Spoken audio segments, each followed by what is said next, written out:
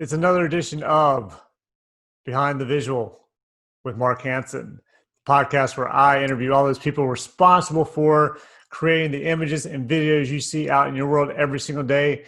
And as always, I am Mark Hansen, lifestyle and advertising photographer and your host for this podcast. So today, guys, we have male model, supermodel, dude who's been doing it a long time, working all the time, Tim Ryan on the show.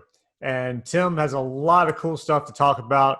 We talk about how he started off going to college to be a lawyer, and even White House was an intern at the White House for Bill Clinton, and then ended up turning into a model. So left the whole law thing behind to be a model full time, and hasn't looked back since.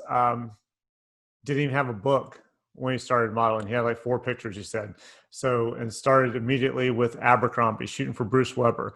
So lots of cool stories from him. We talk about what it takes to be a good model and keep getting booked again and returning to clients, so you have a steady base of people to shoot for.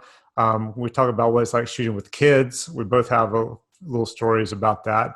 We talk about shooting in Paris, and a photographer over there was shooting everything on 8x10 polaroids, basically, and that was an interesting shoot, it sounded like. So check all that out, and check out how he jumped from a second-story balcony for a shoot one time and missed the mattress he was supposed to land on. So we'll hear about that story as well. So get ready for a good one, guys, and hope you enjoy it.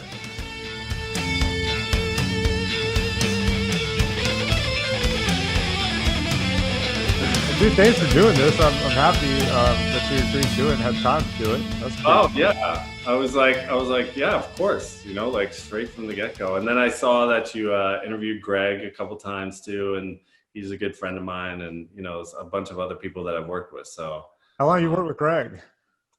Years. We've done some really great trips together. He seems like a really cool guy.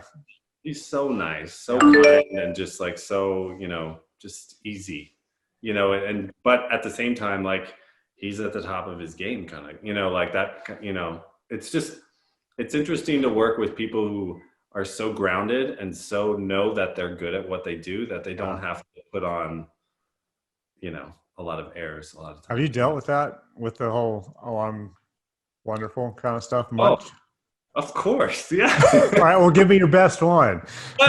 Wait, are we recording? We're recording. You don't have to mention names, but give me the best. Like, okay, I'll tell you mine. I haven't had a lot, but yeah. I mean, the one that really sticks out in my head was there was a model in South Beach when I first started shooting, and we went down there, and I was down there with Heather Hawkins doing hair and makeup. So we're both from Charlotte. This chick is told she has to go shoot with us by her agency, I guess. And she shows up to shoot. And she goes, well, where are you guys from? And we go, oh, we're from Charlotte. We're from North Carolina. She goes, oh, well, I hope you get something for your books out of this. I'm sure. Yeah. So we shoot this girl. There you go. Yeah, I was like, okay, let's see what we get for our books out of it. So we went and shot her. The agency was very happy with everything. Ran into her on the street about a week and a half, 2 weeks later. She stopped me and told me how wonderful the pictures were, how great they were. If I wanted to shoot anytime, she'd be willing to shoot, let me know. Nice. Yeah. Same thing happened in New York. I guess I walked in looking like I was from North Carolina.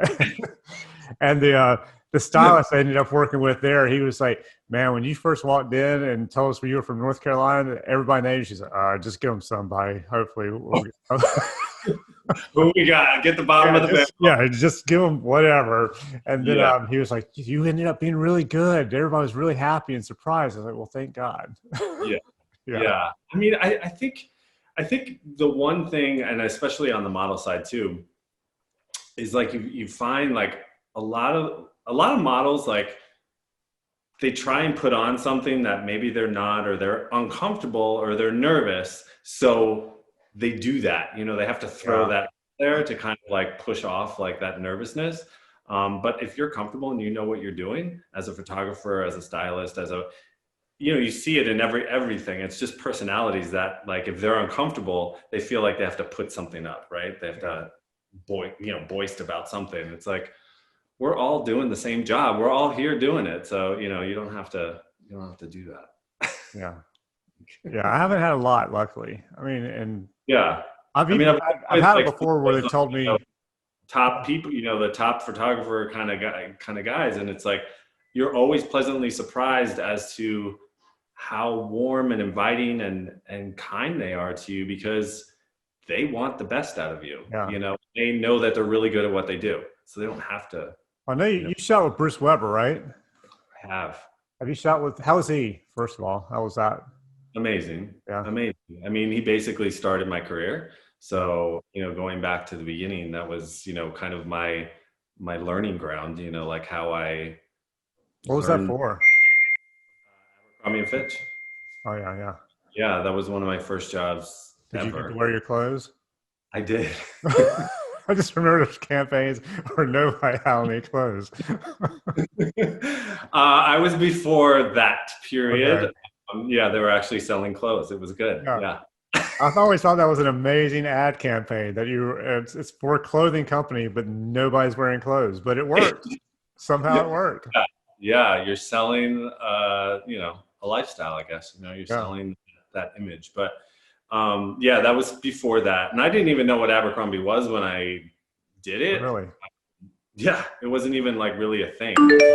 So when I went to go do the job, I had no idea what I was getting into at all. So it was definitely a learning, curve there. Oh, I'm sure. Hell, starting off with Bruce Weber. I Yeah. mean, one of the top dudes in the country. Yeah. And back then it was like you just go and you're booked for 4 days or whatever, and you just go and you hang out. You kind of like just make the moments happen.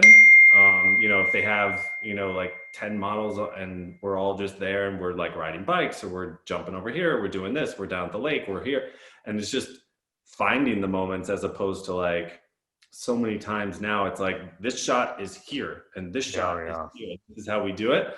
It was more just, you're here, basically on a camping retreat, and let's see what happens. So Yeah, yeah, that's nice when you get those. Yeah, and it just made for beautiful images, really. Oh yeah, Yeah, because they you ever work with Stephen Meisel?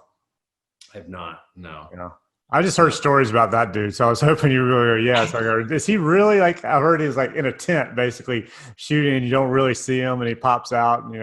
Yeah, just instead of I haven't, but I worked with a photographer called Michel Comte, who is in Paris, and it was like this underwear campaign, and there was 4 models, and it was this huge studio in Paris, and he shot with basically a Polaroid, like a huge Polaroid. So when it would process, it would be like an 8x10. Oh, yeah. So by the end of the day, there was like a table full of like 8x10s. Wow. And that was the campaign. That's how we shot it. It was just like, hold it. That was it. Like, it was like, back in the, I don't know, the 20s or something, like, oh my God. It was amazing though, because he was that good, Was that one where he put you, because I've heard of guys doing this where they just put you in the exact position, pose they want you in, you hold it, they shoot it. There's no like pop, shoot another one, shoot another one. It's no. It was boom, that was it. Yeah. And so just having that precise moment, what he just was like, that was it. And that's so the club was there, and they had to choose from a table full of Polaroids, and that was the campaign. That's pretty impressive, though, man. Yeah. It was a different way, a different time, I guess, too. I don't think you can possibly do that now.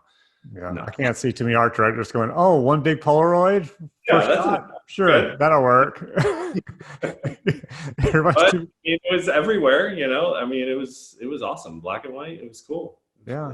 Hell, the dude probably got paid God knows how much, a ridiculous amount of money too for it, just because he shot 8x10 Polaroids or the equivalent. You can do something interesting, right? Like make yourself, your little niche thing that you do. And maybe I'll make mine where I shoot everything with my iPhone. Yeah.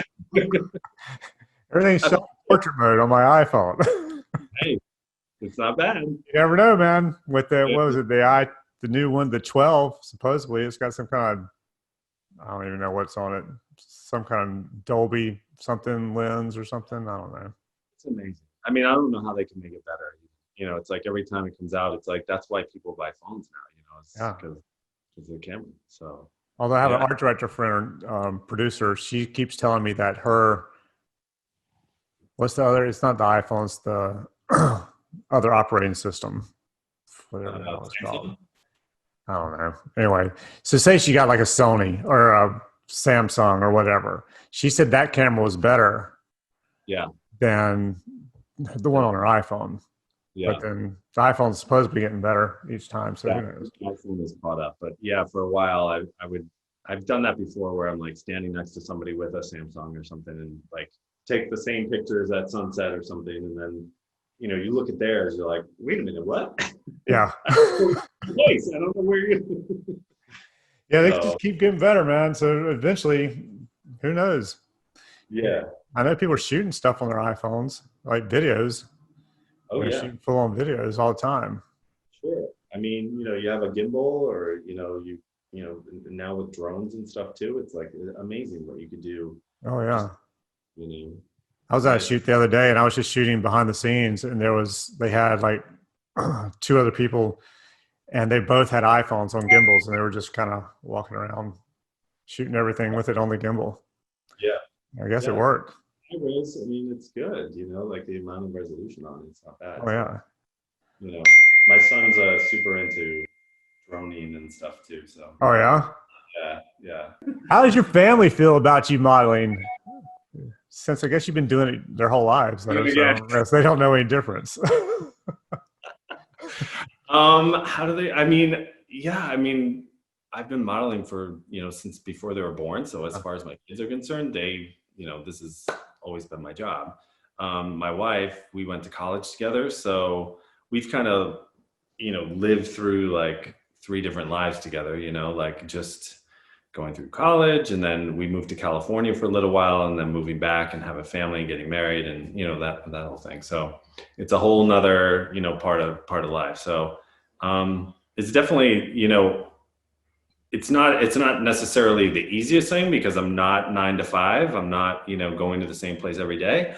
But it's, you know, it's always what I've done. I mean, I always kind of equated to like, if I was a salesman and I had to go to Memphis and then to Charlotte and then to Miami or whatever, and I was selling, you know, pencils or whatever, it's the same kind of thing. I mean, that's what I do. So. Are you living in New York?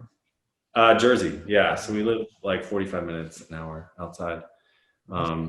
Lake Town. Yeah. It's nice. So you can have a nice balance, you know, both, you know, the city and have it there because, you know, I need it to be there, but you know, being able to be out here and there's like rolling hills and lakes and boats and, you know, that all kind of thing. Much better.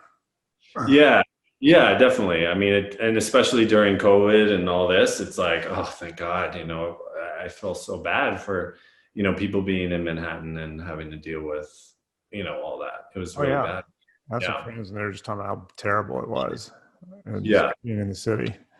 Yeah. Did you have a lot of time off during this COVID thing, or did it not affect you very much?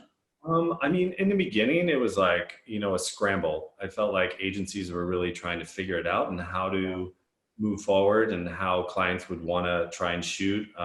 You know, I had clients who reached out to like actually have me shoot the stuff, like have, you know, me wear it, but also have, you know, some, you know, like it's just kind of make it work here. So that was interesting.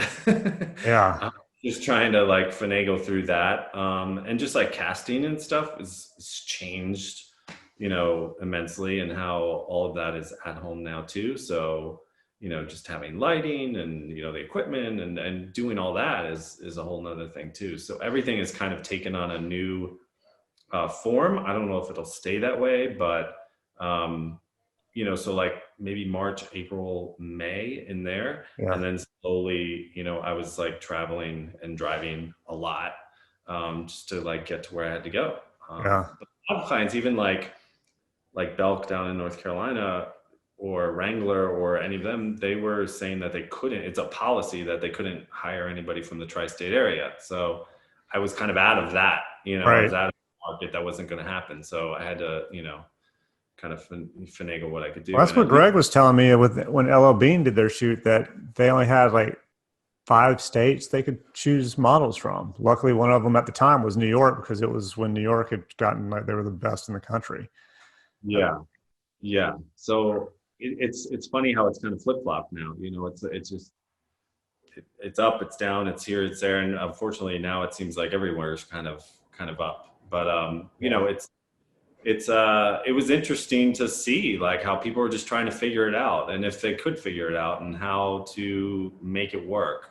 I mean, I was like sending like a lot of stuff they were doing was, we want to hire like a whole family that's actually together, or a couple or whatever. So, and my kids, and my wife, we've done jobs together since they were 3 months old. I mean, I did like, a baby magazine thing with my son, and he was like, like this big. It was, it's crazy, but it's that kind of stuff was kind of actually great, because it was so, it's like built in. It's here. We're quarantined together, and we can make it work. So yeah, that part's cool. Like we did a job for a boat company, and it was, the best way to quarantine too is like selling boats, right? So we were, on boats and jet skis, and it was like a week down in Tennessee. So it was great. Sounds terrible. Yeah. And you're getting paid for it with your family. Exactly. But what's crazy is they were saying how they're sold out of boats. Like they can't keep up with the demand for that summer. For last summer, it was like probably around May when we shot it. Yeah. And they were saying they couldn't keep up with the demand for boats, because so many people weren't traveling anymore. They were trying to figure out what they were going to do for the summer. So they were buying these boats, so it was. Hey, I get it. I mean, there are multiple people putting in pools around here, and I have a friend who owns a plastic injection molding company. And so, those big plastic picnic tables or whatever that you buy, or those folding tables you get. And he makes that kind of stuff. He made like the company he worked for before made all the seats that are in the Tennessee Titans stadium. So it's just a big thing of wax that comes down, or plastic. Yeah. And it molds it or whatever. He said since this whole thing started, they've been pumping out like pool supplies, whatever that they need for making pools, because everybody's putting a pool in their backyard. So he said normally it drops down, say August or whatever. And he said it never stopped. He said it just kept going. He's having one of the best years he's ever had. And he said those big plastic signs that sit out in front of restaurants that, that look like little triangles. Yep. And he said he started making those. He's gotten to a point where he had another warehouse where there was nothing in it. He just basically kept his cars. He likes to collect cars. And he said he's had to move his cars off into another section because he's having to buy more machines and put them into this place. So, I mean, this thing's been good for some people. I know, it's true. It is interesting how it's affected certain businesses in a positive way, as opposed to like shutting so many down, like restaurants and theaters and stuff like that. Yeah, it's been crazy. All right. Yeah. So where'd you grow up? New Jersey. All right. So you just live in the same state you grew up. How far away are you from home from where you grew up right now? About a half hour. Oh, that's not bad. Yeah. Yeah. Yeah, it's funny, like from moving away and then coming back, I kind of just put like a circle around New York and, how to make it work. And my wife's from New Jersey too. So, it made sense. Where'd you guys meet? In college, University of Delaware. Okay. Yeah. Yeah. You're both from New Jersey. Did you move when you said you moved out to California, you moved to LA? Yeah. Yeah. How long did you stay there? About 3 years. Yeah. That's a different world, man. It is. I mean, looking back on it, I was so excited to go. I was so excited to be there. And it was like a dream, really. Like looking back on it, it was like how awesome, like to live in like the Hollywood Hills. I had like a little house. I had, it was so cool. And then we lived out in Pasadena as well. Oh, damn. Like had these orange trees. It was like, it's just a different world for sure. But when your roots are all here, it's, you feel like you're really out there. Yeah, it would be hard to live other side of the country. I think when your whole family's, and you grew up on the East Coast. Yeah, everybody's East Coast. So yeah, it was great, and I love going back. I mean, because you just kind of get nostalgic about, like this restaurant they used to go to all the time, that kind of thing. Yeah. Yeah, Yeah, yeah. I understand that. Well, Love what'd you major in college? political science, pre-law. I was going to law school. Okay, were you gonna be a lawyer? Well, here's the deal. So, I interned in Washington during my junior year at the White House, Really? and I had a whole plan to like go to law school and go back to Washington and be in Washington, and I was gonna be in Washington. Yeah. Um, well, that all changed, but I was scouted by a scout to come to New York, and that was that summer, and I just one thing led to another, and it just kind of everything changed. And What so agency was that with? when I started out, it was with Click. Okay, Was yeah. Yeah, and so they introduced me to Bruce, and Okay. then from there Abercrombie, and then from Abercrombie he introduced me to Ralph Lauren. So, and that was just a whole nother world from there. So yeah, So just it was, just the small companies you shoot for, the ones that nobody's heard of. well, I mean, that's how it kind of the trajectory went. I So think when it's great. I was like, wait a minute, I was going to law school. I had a whole nother plan, but then I was like, I could get paid to do this and maybe make money for law school. Like I had all these ideas of Yeah, what I was gonna eventually do. But once you get that snowball going, I was like, well, wait a minute, what happened to that idea? So I totally took a left turn, and that was like, having that conversation with your parents, like, yeah, I'm not gonna go to law school. yeah. I'm gonna go be a model. I was like, what? Well, Crazy? well, at the same time, if you're doing Abercrombie and Ralph Lauren, then at least it looks like it's starting out well. I can see as a parent going, okay, that's two.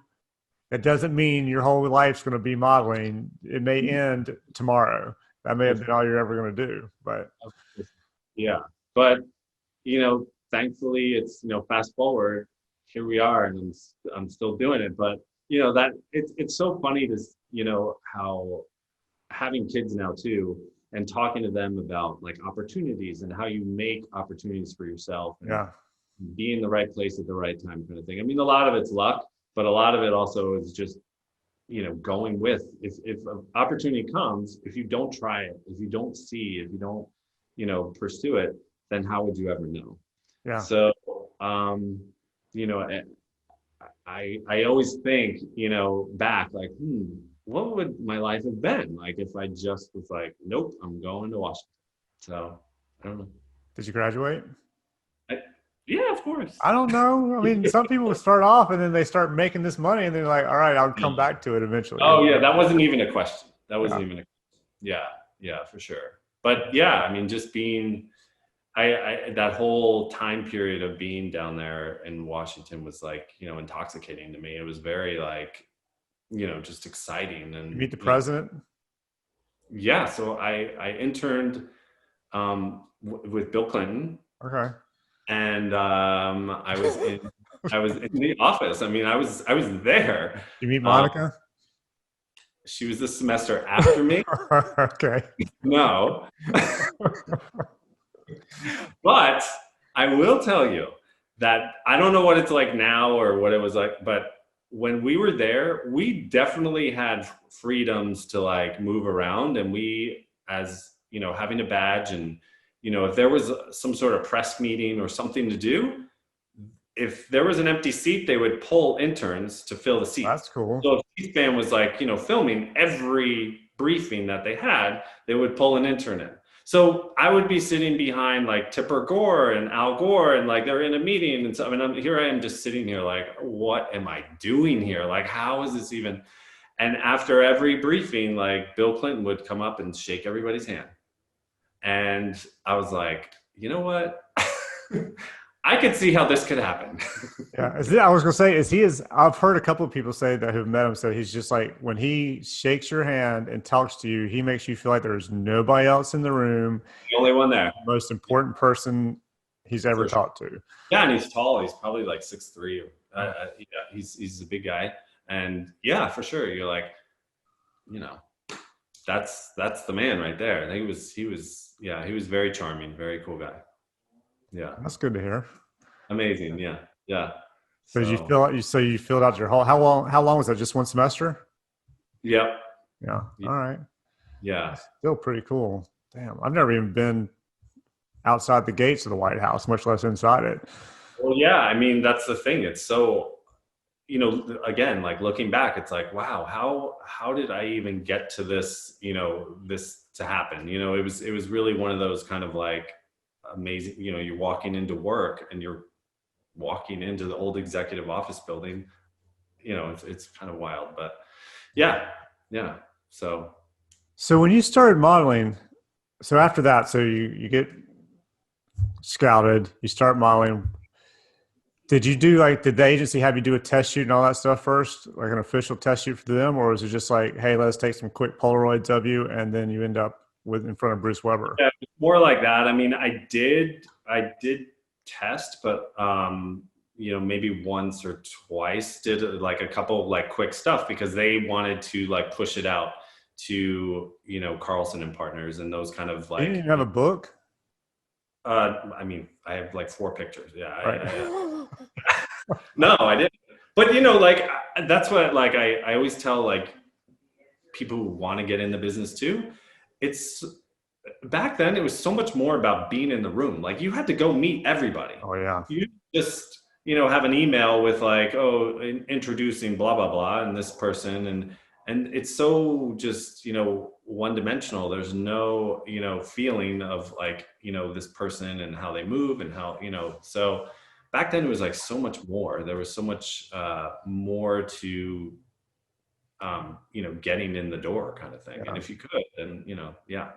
I still think that's a big part of this business, though, is your relationship with people and meeting people. Because I've had a few jobs where they found me on the internet and booked me without meeting me, but it's rare. Most of the time, at least if I'm booking a decent sized job, it's because I've either met the client at some point or somebody who knows me well has recommended me to the client.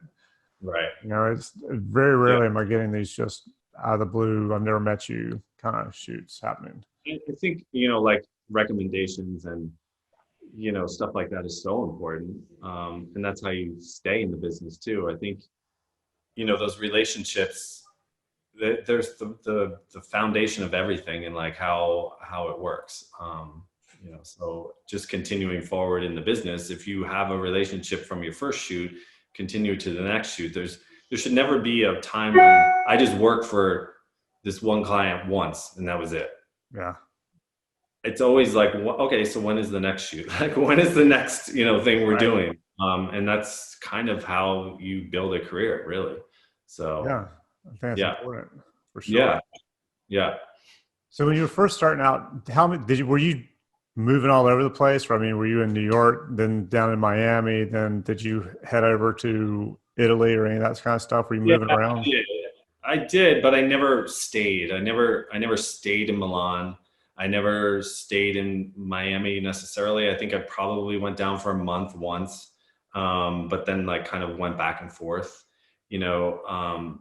Back when I was starting too, like Miami was like, there was always shoots happening. So if I would go down for a job, then I would like piggyback onto another job and like, there's clients that are here, so let's go see them. And then you go home and then you come back, that kind of thing. But I never went down for like a season kind of thing. No. Right. And Milan, like I went there, a couple times and it was rough. It was, it was rough. I don't know. It was just, the running around and like, just, it was interesting. Yeah, I've heard Milan can be rough from some people. Yeah. It's kind of just a different, well, going back to when I was there, it was like, a different way of doing business too. And it was so like fashion and, like it was just, I don't know, it was just different, which was awesome. It was so cool to be around that. And like, these super high end, suit companies and stuff that, you're just like, wow, it's, stuff you've never even heard of, that's like, it's pretty amazing. Yeah. Well, it sounds like you were just meant to do this. I mean, if it just popped up the way it did and you started working the way you did, I mean, this was your thing, man. Well, I don't know if that, but like I in high school even like I did, theater and like I was involved in stuff like that, but I never even knew that this was even a job. I didn't, wasn't even like on my radar. But I do feel like, like things happen for a reason a lot of times. So, moving, year to year to year, it's interesting to see how, the trajectory of my career has kind of gone too, so, yeah, it's good. How has your career changed over the years as you've gotten older and been in the business longer? I mean, have you noticed any major differences in what you're shooting or how things are being shot or any of that kind of stuff? Oh yeah, well, for sure. I mean, just me in general. I'm not 20 years old, so what am I selling? What am I right for? What am I? Where do I fit into that? Um, you know, selling Abercrombie shorts is different than selling Rolex watches or something like that. It's like a different person. It's a different client. Like resorts and stuff like that.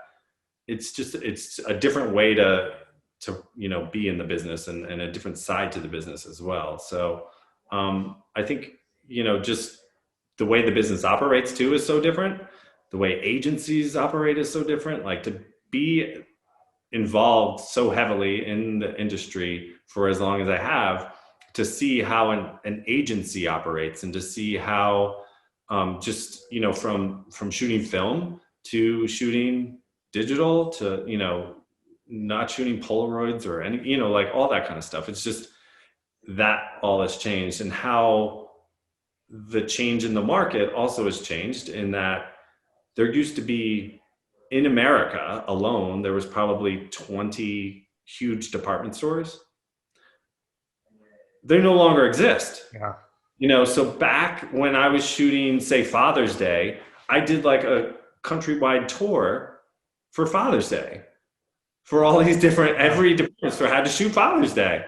So I would have like a little baby here in Seattle, and then I was in, Houston for this one. And then, like you would just kind of like do that whole tour thing, which doesn't exist anymore. So, Yeah. Have you yeah. noticed a change in the number of shots you're having to do a day? Oh, yeah, This for sure. digital kicked in? Yeah. Yeah. Yeah. Yeah. I mean, like the thing is too, is having, like going back to what we were talking about with like Bruce, or, the way people shoot too is so different. And I think you were talking to Greg about this as well, is that the shot count definitely goes up because you're shooting digital and you can see it and you have that like Yeah. flow and what you're getting. But shooting film, you're like, you're more artistic about it, I think. And you're really spending the time to like, get in the shot and feel the shot and be a part of the shot. So that takes time. I mean, that whole process takes a lot of time. So, Yeah. I prefer those when I can take time and I'm not shooting 30 shots in a day. Right. yeah.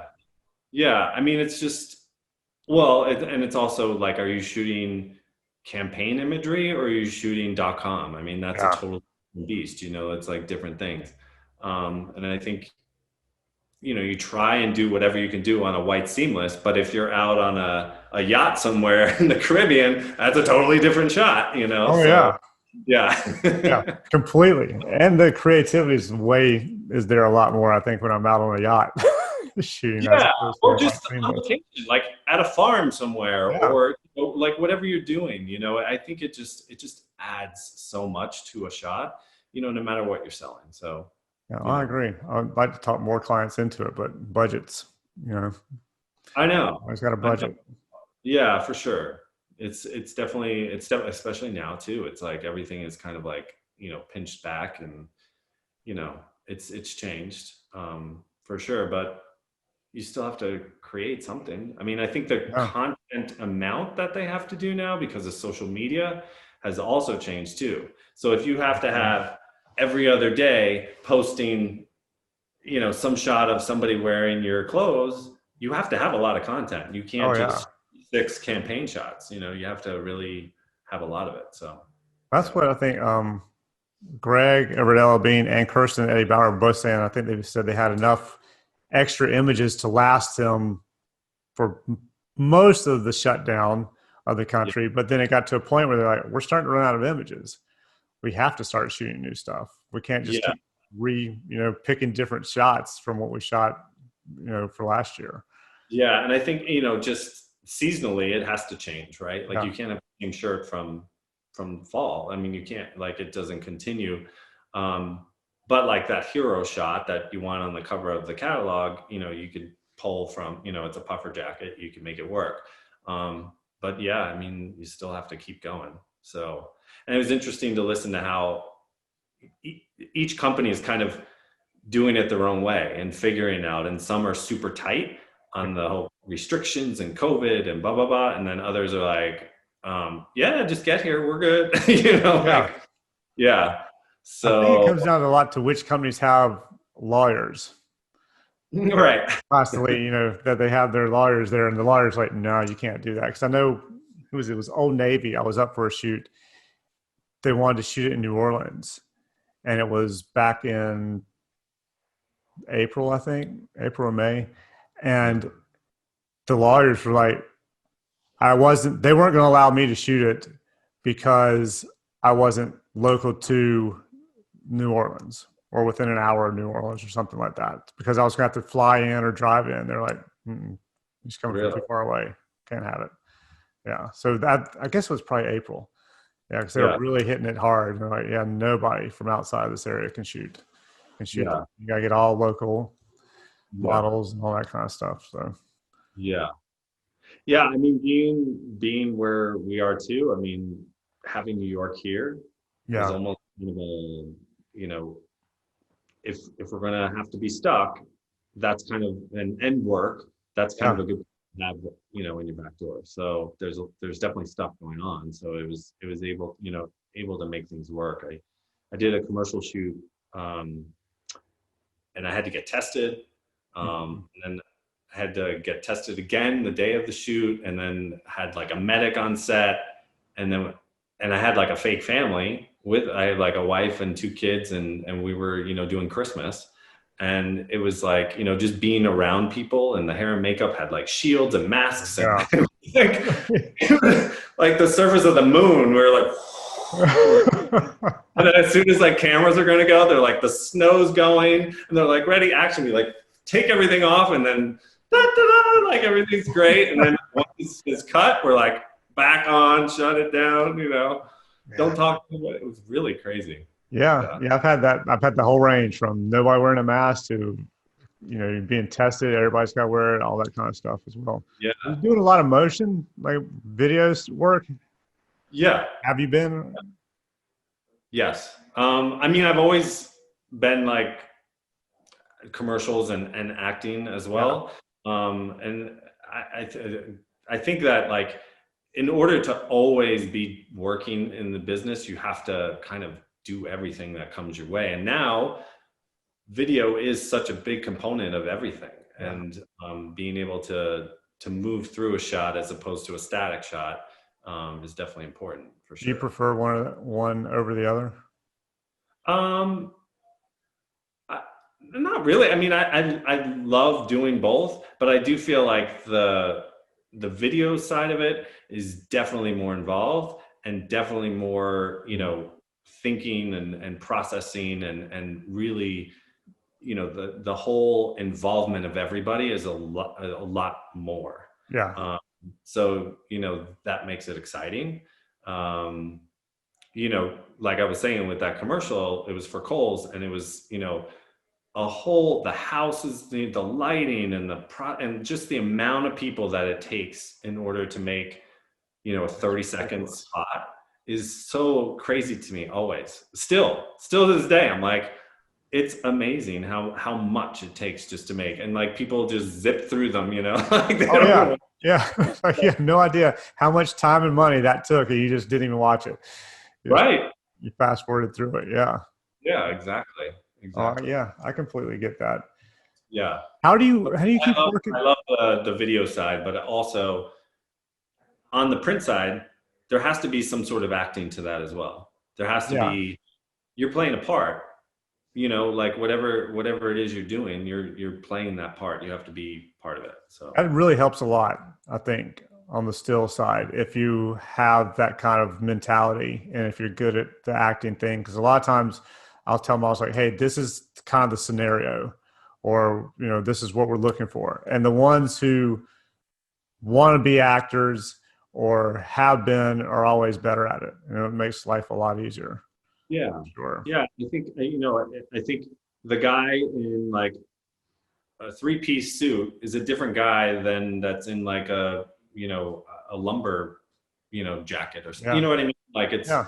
a totally different thing. You're selling jeans or you're selling suits or you're selling, that's a different guy all throughout. So, which one am I going to be today? You never know.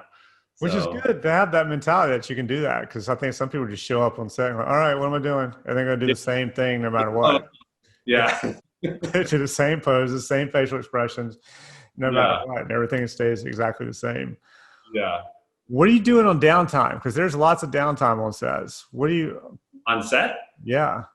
Do you just run around and talk to people? Do you read Yeah. books? I mean, Yeah. I mean, it's not very often that I walk onto a set and don't know anybody. yeah. So it's always kind of like a little reunion, like, oh, I haven't seen you in so long, or, the model I haven't worked with in a while, or, whatever it might be. That's always cool to me. I mean, that's how, again, like you just continue in this career. If you just go there and you sit there and you're like, on your phone, Yeah. You're not getting booked there's again. nothing, there's nothing, no camaraderie in the process of what you're doing. And I think, hair and makeup artists are some of like my best friends on set for sure. The stylist, the photographer, everybody. Like I always love, being around those people for sure. Do they teach you any of that at the agency? Like, hey, when you go on set today, you need to be friendly and talk to some people and try and get to know whether it's the art director, creative director, the photographer, whoever. Do they tell you that? Because there's sometimes where models show up and they don't say a word. They just show up and say, hi, I'm here for the shoot. And then they act like, I mean, they don't talk, and you just kind of like, your stomach, you're like, ugh, what do I do? yeah, and you're like, oh my God, here we go. And then you have one over here who's like, and everybody's talking to that model, and that model's talking to everybody else. And you go, okay, love this one. This model is going to be back with us next time we shoot, and this. And then this other one's very quiet. And you're like, we'll probably find somebody different. Yeah, I don't know if it's taught. I mean, it's personalities too. I mean, Yeah. certain people come in and they're just, they may be beautiful, but they are just wallflowers that, just don't even know why they're there, kind of thing. So, and I see it too with like kids. When you're working with kids, there's some kids that were like made to do this. They were born to like be there and like they're on. Oh, And yeah. there's other kids you're like, oh my God, like, what am I going to do with this one? I mean, it's crazy. I was recently, I was shooting this job and it was like a 3-year-old and the mom was there and the kid was on the iPad, and to the point from walking in the door through hair and makeup, sitting, waiting for the shot. And then we're ready to go. And the mom's like, okay, let me take the iPad. That kid didn't even know where he was, like no idea like where he was or what he could have been at the doctor's office and didn't know. So he gets, and they like hand him to me and I'm like, oh, he's like, what? And he started freaking out. He's like, what am I doing? Oh God. Yeah. Oh, I've had them where the mom's been over there and like, if you do it, we'll go to Toys R Us. If you don't do it, we're not going. We're not going to go. Do you want to go to Toys R Us? And the kids, like, after the 10th time, the kid knows they're going to Toys R Us. Yeah. And luckily on those, I've had some really good creative directors or art directors who are on set, and they literally will go over and go, you know what? You can go home. Oh, We got another one coming in. Yeah. in a few minutes that will shoot this in place of you. Or I've had one where we're on a boat shooting and the little girl didn't want to shoot with the little boy. Yeah. And the art director, producer, she came over and was like, come here, honey. So she took the little girl off to the side. She's like, do you want to be in these pictures?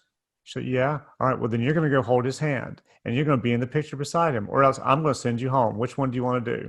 And the girl was like, okay. And she went over, and all of a sudden, totally different kid. Yeah. I mean, Yeah. you couldn't tell that she was scared of being or didn't want to be near that boy anymore. All of a sudden, it was all good. They know how to work it for sure. But then you have others like you're just like, oh my God, the energy, and they're on. Oh, They know what it is. They know what, it's like, it's so good. Those I had kids amaze me. one like Father's Day one where I mean, literally a 6-month-old, but there was triplets. So they hired the triplets so that when the first one got tired and started getting or needed a diaper changed or whatever, they just put another one in. So I was like, not a fresh one. Oh, that's good. Yeah. Oh my God. Damn. Hey, so tell me, what's been like one of the favorite places you've shot? I mean, favorite shoot. Yeah, there's so many cool spots. I would have to say Dubai was pretty amazing. Oh, wow. Shooting there was pretty just overwhelming. The location was just stunning, alone, just being there. Who was that for? So that was with a photographer, Steve Boudet, and we shot for a resort there, Nice. all the way from here to there to shoot the Hey. I know, it was crazy. But then the day after we did that shoot, we did like an editorial shoot, and he wanted to do like a men's story out in the sand dunes and doing all that with camels. Oh, and wow. Huge sand dunes, and then they had these trucks that would go over the sand dunes. So he wanted me like Indiana Jones, coming down the sand dune with a truck, this guy driving a truck, sand flying everywhere, and me running down. It was insane. Yeah, once in a lifetime for sure. It was really cool. Those are some cool shots. Cape Town too, which Where? was awesome. Cape Town, South Africa. Oh yeah, yeah. That's on my list of places to go. South Africa. Oh my God, it was amazing. Just such a cool city vibe, but the ocean is there, and we did a whole safari thing. Shoot, it was for an Italian company, so I mean they knew how to do it for sure. It was pretty cool. I was there for 10 days, and yeah, it was a good long flight. Oh yeah, how long is that flight? That's the thing is keeping me from doing it is the flight. Well, I don't know what there is now, but there was a direct flight on South African Airlines, double-decker, huge plane from Atlanta direct. Oh, wow. How long was that? I don't even remember. It was long. It was 18 hours. Yeah, it was long. It was a day for sure. God. Yeah. So where do you vacation? If you've been everywhere, where do you go on vacation? I mean, we love beach vacations. Yeah. We have family out in California as well, up in San Francisco. So Tahoe and that kind of stuff. And this summer, actually, we had a whole itinerary trip planned to do the coast of Italy. So go up from Naples and Cinque Terre and all that, but it got canceled. Yeah. So my daughter was supposed to do a study abroad in Rome for the summer or half the summer. Yeah. And it got canceled. Yeah. And then we're planning on going to Greece. My youngest graduates from high school in June, and we were planning on going to Greece this summer for that, but I don't know if they're going to let us in or not. I haven't booked a flight yet. I'm thinking maybe I go ahead and book the flights, and then we'll see what happens. Yeah. The airlines have been well, back then when I was trying to get refunded for them, they were not having it because they had so much going on for April, May. They didn't want to hear from me about August, they were yeah, but eventually I ended up getting refunded for it all. But and the Airbnbs and all that stuff were super accommodating. But yeah, I don't know. I mean, hopefully come next summer we'll be able to be normal again with the vaccine. So Yeah, because I'm ready to go somewhere, do something. yeah, I know. Did I you would book it with? that travel is going to be like pretty crazy then though, because people are so like pent up to. Oh yeah, that's the thing I'm a little worried about. It's like going on vacation, everybody's there because they're all tired of being at home. Yeah, yeah, for sure. Did you book that flight with cash or points? So I had a voucher was half of it, and then cash as well. Yeah. Okay, yeah, because we were So going and to I'm book also the thinking Greece. about what's that? Oh, I was going to book the Greece thing. We have enough points. I was just going to book all four of us on points. I'm a little worried that they're going to be like, "No, we're not giving you your points back." Well, I think they I would. think Yeah. they would, but I'm going to call and check on that Yeah. before. I had a job where, because I'm flying all the time, that, sometimes they'll offer like a voucher if you can, take the next flight or Oh, whatever. yeah. And I had a job that we were in Traverse City, Michigan, like the Upper Peninsula. And there was like one flight back, and the whole crew, everybody's there waiting. And it's this tiny little airport. And they needed to get this plane out, I guess. And it was full. Yeah. So they're like, we're gonna put you up, and we'll give a voucher and blah blah blah. And they said the voucher is going to be for $2,000. And I heard that, I was like, did she just say $2,000? I, I like ran, I like knocked over some little kid. Get out of there. Yeah. I'm here. So yeah, I got a $2,000 voucher, and they put me up for the night, and then then we Yeah, I'd take that too. Yeah. Every time I've had an opportunity to take a voucher, I've literally been on a flight where I had to take that flight to get to where I was going, that I couldn't take it. Yeah. Because there was, Usually it starts at like 500 or six, something like that. And you're like, oh, maybe yeah, 2000. I was like, yeah, 2000, I'd have been on it. I saw something the other day. My wife sent it to me, said that really they have to pay you cash if they bump you off a flight. Maybe it's if you get bumped and you don't volunteer. So I guess if you get bumped off, they can go, sorry, yeah. but here's your voucher for $1,000. You go, no, no, no, I want my cash. And they Oh, have to pay you cash and put you on another flight. But I think that's if they actually push you off the flight. Like, hey, yeah. sorry, you're not, I know we had you booked, but you're not going to be on this flight. I'll take the next one. Yeah. Nobody offered me cash, but No, I'd take the $2,000 voucher in a heartbeat. I know that paid for like half of Italy, which was, Yeah, worth it for sure. for sure, man. Yeah.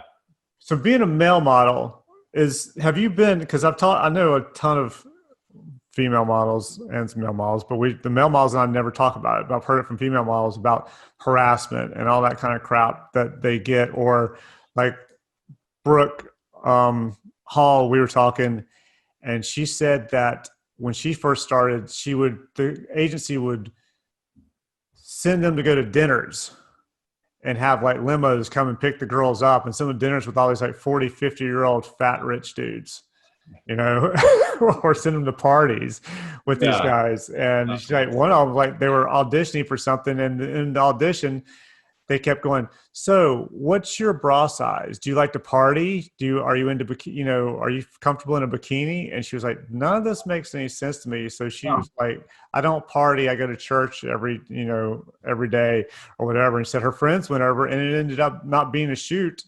It was for some rich prince dude, Saudi dude or something. And they weren't allowed to leave the place. And then the girls ended up having to call their boyfriend and all this stuff. So I know if guys, I've heard like maybe one or two dudes experiencing something where there's some kind of harassment, but have you ever, is it something you hear about a lot with the other male models? Not really. I think on the guys side, it's definitely different. I mean, everything about the business is different on the guys. The girls start out so young, a lot of them, and they're, naive and just like, yeah. I mean, I feel terrible that that's the way the business definitely was years ago. I don't know if now it's so like that. I mean, I'm sure there is princes out there. Gotten better.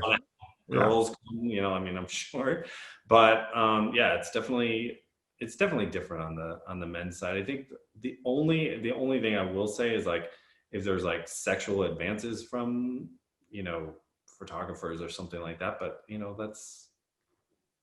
Yeah. Well, I mean, I was on a shoot. The art director, male art director, sexually harassed the male models to the point where they all complained to their agency. I didn't know what was going on. I knew he was messing with my makeup artist, because my makeup artist, he came to me and was like, dude, you got to get this guy off me. Really? And he said, I can't take it anymore. And so, Yeah. but then I heard after the shoot, the male models, and the art director was a complete piece of shit, basically. I mean, Yeah. he said stuff that, I mean, I couldn't say anything without him making a comment and turn it into something sexual, no matter what it was. So, I mean, I could literally go, that's going to be hard to get that shot because of the way, whatever. And you go, oh, hard, huh? So my assistants and I were all talking, and one of my good friend Robert, who was assisting me on that one, he was like, got the idea, man. I know it's going to work. I was like, all right, what? He said, have you noticed that anytime you say something about a woman, he goes, ooh, and he doesn't like it. He said, so now every time he says, so if you go, oh, that's hard, he's like, hard, yeah. You go, oh yeah. You know, like when you're with your girlfriend and then you just hit him back with everything he's hitting you with. Literally 3 times of doing that, he stopped. He quit doing it to me and my guys immediately because he couldn't take it. If it happens once, twice, I mean, you just have to like say like, all right, that's funny. Or just, just kind of move along and not, give it air pretty much. Yeah. Then I think it's clear, but I found it a lot of times, like, because when I was younger and had long hair, I got hit on a lot by guys, and it turned out that it would stop almost immediately if I would just say my girlfriend or thanks, man, I really appreciate it, but I'm straight. Yeah. All of a sudden, they just left me alone. Yeah. There was no trying to convert me. Yeah, I think I think a lot of it too is that as a model too, you have to be, good looking at some level. Like there has to be something, right? So, I mean, you have to anticipate that, eventually something like that is going to happen. I think for girls, it's definitely a different ballgame. And they have a harder time to have to deal with that for sure. I mean, just going like for a test shoot with some like random photographer or whatever out to like wherever, I mean, they have to be worried about it. At least a guy, like you could, feel like, well, at least I can fend for myself. Yeah, exactly.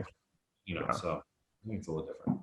So I'm assuming you hit the parties and all that kind of stuff, either after rap parties, that kind of thing. Has there ever been anybody there that at one of these parties you've been impressed with, say, I don't know who, say Tommy Hilfiger or Ralph Lauren or somebody that's at a party, or maybe some movie star or celebrity that you had a different view of, like this person's kind of a jerky kind of person or stuck up or whatever, and then you met them and you thought, God, totally different person from what I thought they were going to be? Not really. I mean, I've worked with like Tommy Hilfiger or anything like, and I've always been so impressed. I mean, they have to be good business people, and it's somebody. You have to admire what they built from the ground up. Yeah. Ralph Lauren made an empire, made Americana what it is, and just being around that, and just being able to be in the room and go to the mansion and be able to like be around that and just the everything about how it is, from the M&Ms on the table to the the walls, the wood and the mahogany and everything. Like it's just building an empire of an image.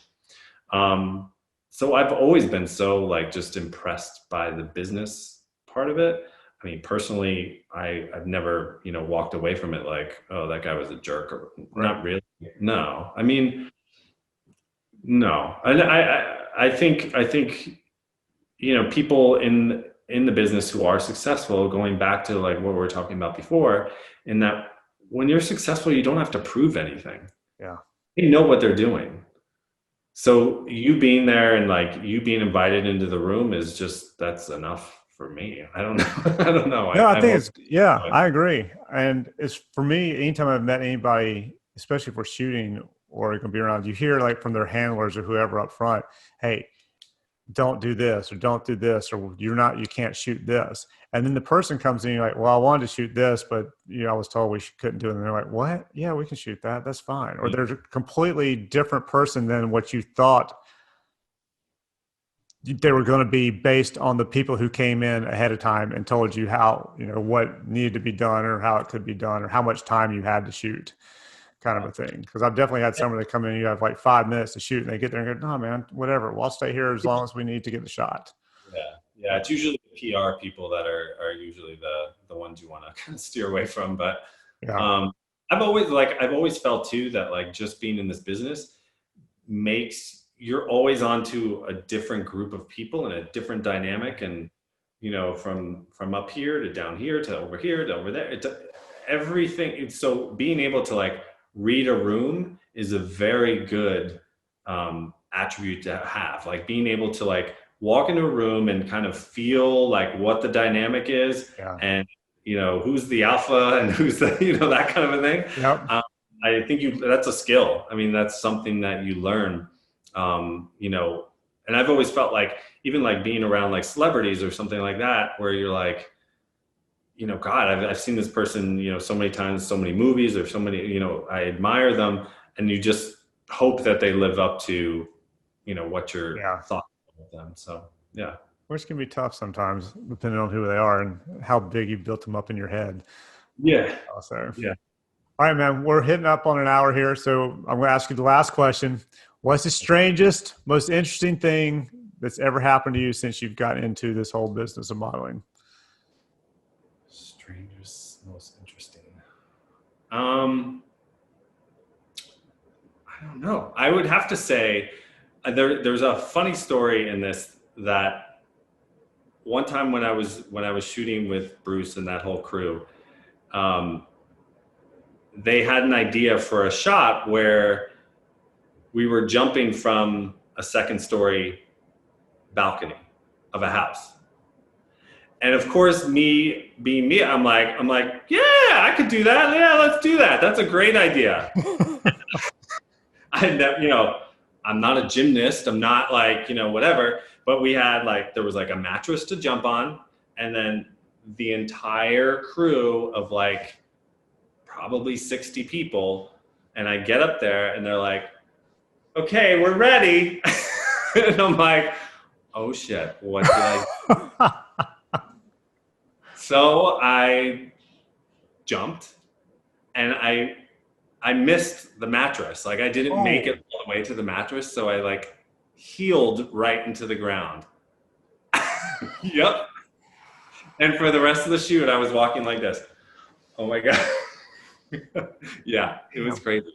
Wow. Was crazy. I'm surprised you didn't break something. So at least I know. Yeah, stop, drop, and roll. But it was crazy. Like looking back now too, it's like, what was I thinking? But I was like, hey, they said it, it'd be a great job. Let's do it. Let's do it. So. And how old were you? Stupid. Yeah. Like 21.